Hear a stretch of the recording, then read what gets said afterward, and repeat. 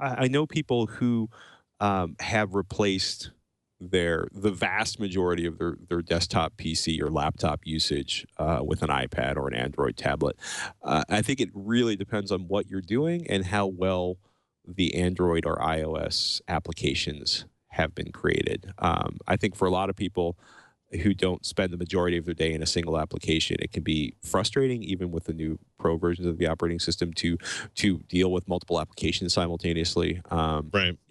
If you spend 90% of your day inside of a drawing app, if you spend 90% of your day doing email and you have the keyboard, if you spend 90% of your day in a particular form-based system, that allows you to interact with, if you spend the majority of your time, in one app or one or two apps, I think works really well for, we're also on the content creation edge of the bell curve, right?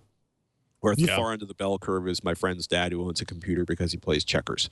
And in the middle of the bell curve is, everybody who's like, well, I've got Facebook and I've got the internet. I do my tax software and occasionally I do the photos for the kids or I do the photos for my parents. And, I edited a video last week. That was really cool. But we're all the way on the far right of the bell curve where it's like, I'm editing a web page. I'm editing a video. I'm encoding a video. I'm encoding two videos. I'm editing another web page. I'm turning around and I'm, compiling something so I can run it on this thing over here. Right. For people who programmers, developers, content creators, heavy gamers, all that stuff, they're not going to replace their desktop PC, with an iOS or an Android-based tablet. But there's kind of a sweet spot where you're spending a lot of time in applications that work particularly well on iOS that could be really, really compelling. It's a fast processor. I'm really curious to get some hands-on time with that 9.7-inch screen because it sounds utterly fantastic.